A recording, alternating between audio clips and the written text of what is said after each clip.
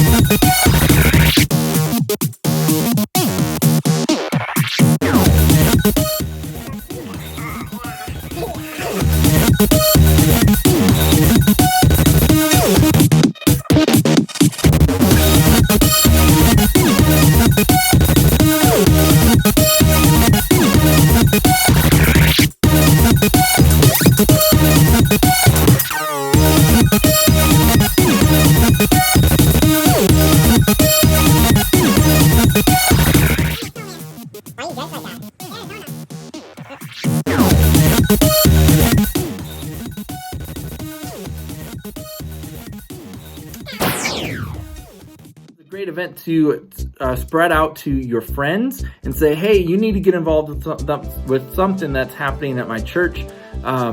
It's an event that anyone can get involved with, any family can get involved with. So Double Dog Dare-A-Thon, it's coming up. It's going to be a blast. It's going to be a lot of fun. So make sure that you sign up for that right now. Do it now. Like, pause this video and do it now.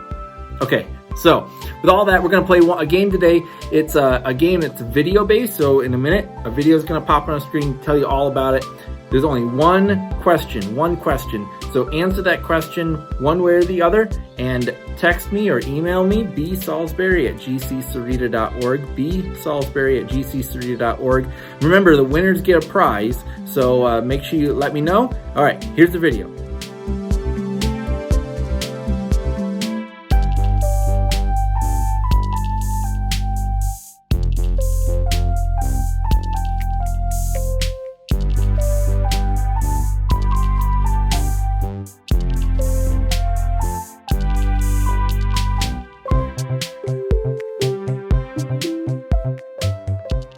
All right, so hopefully you got that video right, or that question right, and hopefully you take the time and effort to actually send me your answer, and I will get you a prize if you get that right.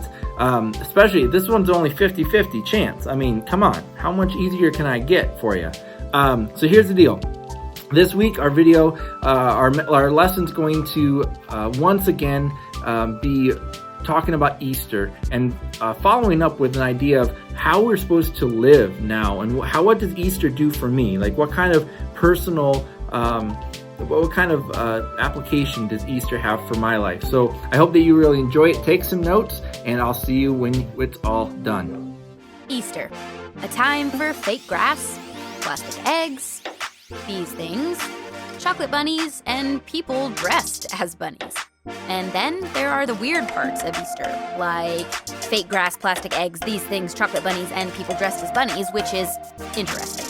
But what does all this stuff have to do with Easter? And if this holiday is about more than candy and wearing uncomfortable clothes to church and lunch with your relatives, what makes Easter happy?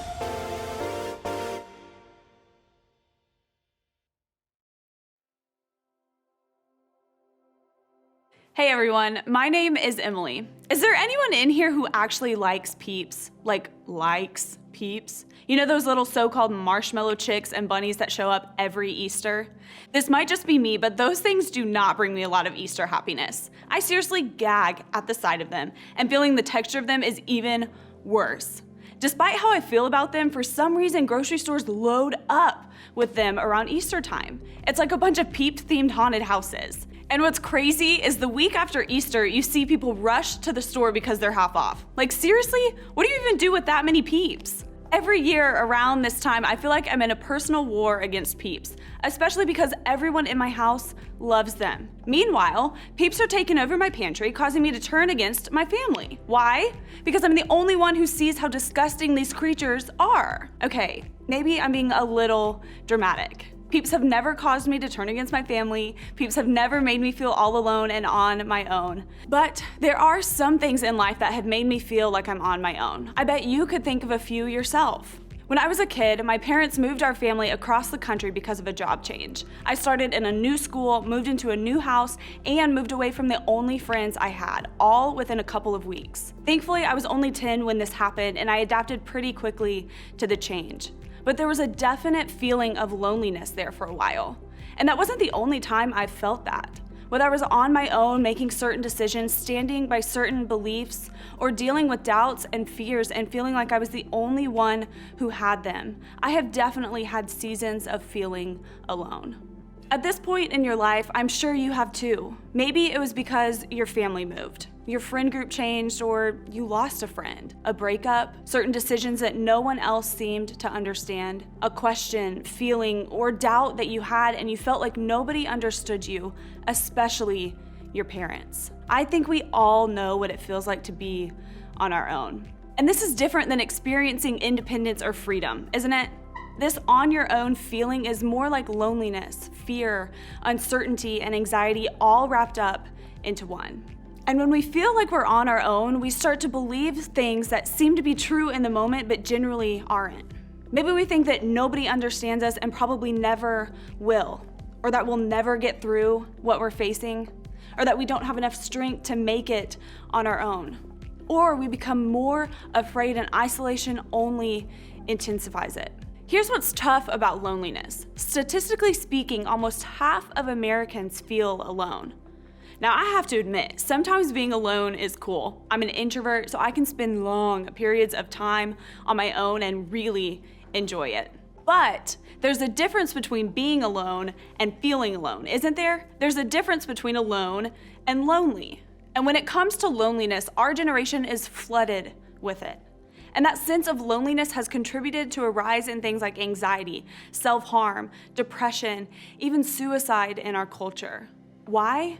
Because loneliness tends to make us feel hopeless. Think about it. When we feel alone, we tend to feel overwhelmed by our situations, our circumstances, our feelings, our pain, or our confusion.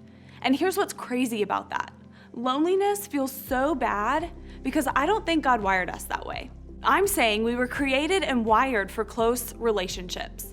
You and I were never meant to carry the weight of what we feel, experience, or worry about on our own. And so it makes sense that when we don't have that, when we don't have what we were created for, things don't feel right to us. But what should we do about it? Sure, showing up for friends is important. Joining a small group is important. But there are times when being alone and even feeling alone is just an unavoidable part of life. So how do we handle it?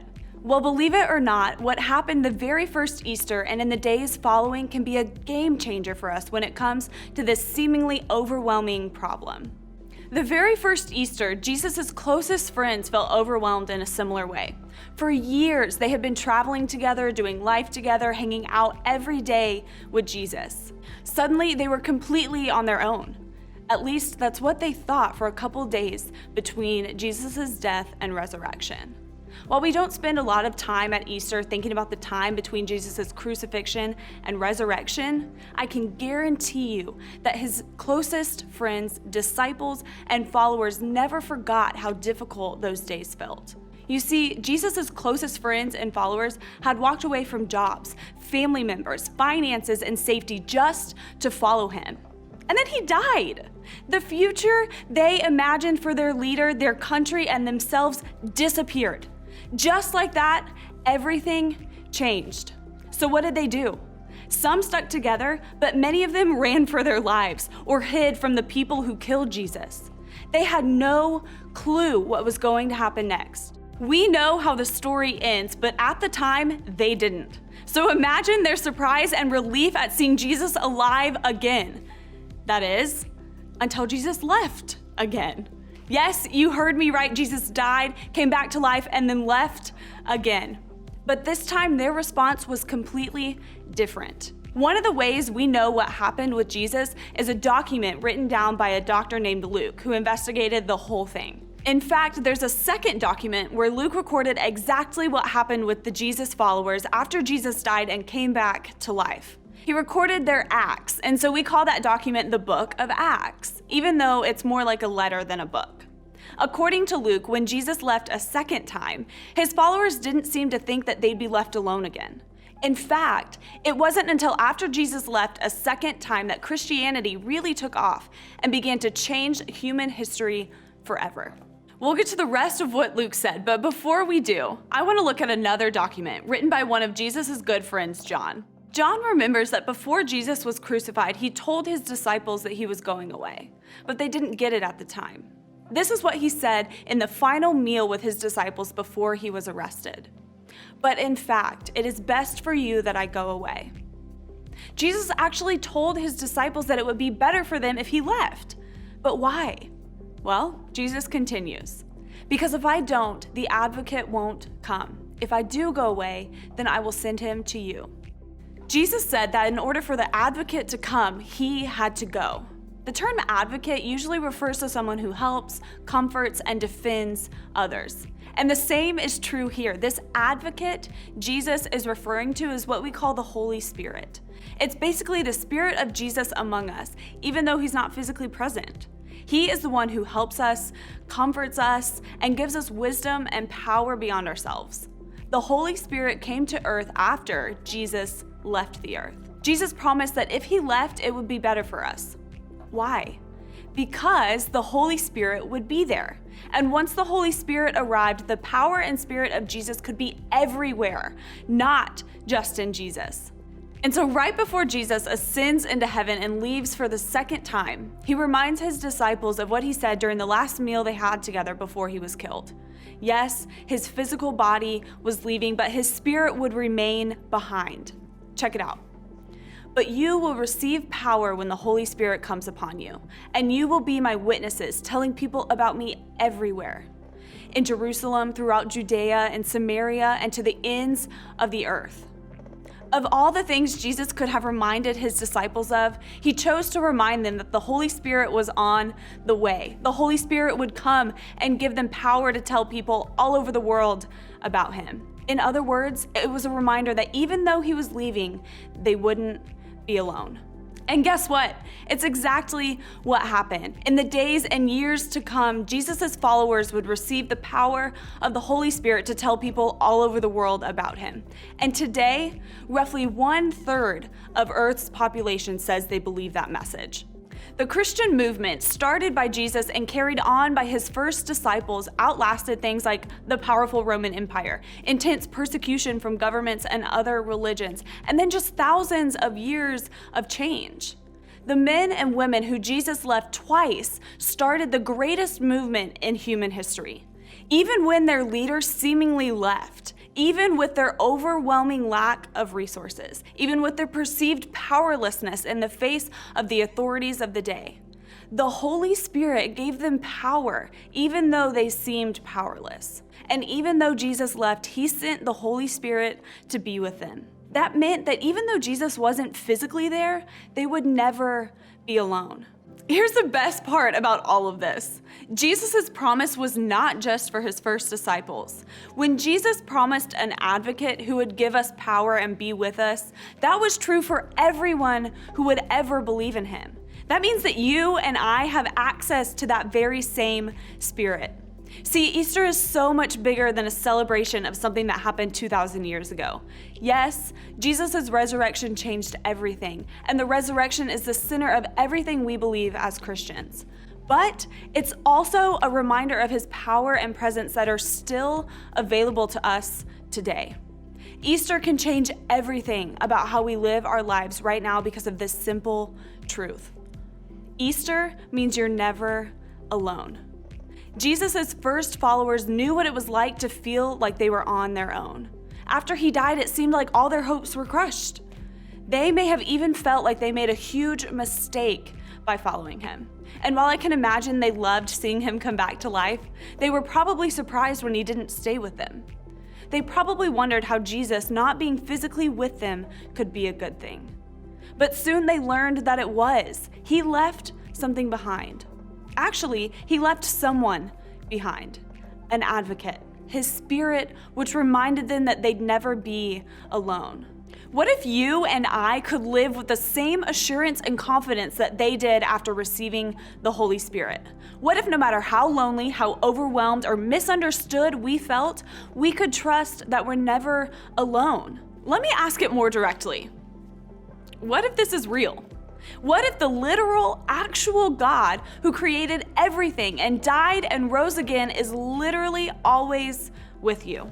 What if the Holy Spirit, the Spirit of Jesus, is very real, very here, and wants to help you with whatever you're facing today? See, simply trusting that the Holy Spirit is with us can change everything for us. In fact, even though we can't see him and may not always feel like he's there, knowing he is with us in the moments we feel on our own means that we can be confident about a couple of things. First, you can talk to him anytime, any place, for any reason. When you feel alone, what if you chose to talk to God about what you're going through? In the New Testament, we learn that the Holy Spirit helps us talk to God when we don't know what to say.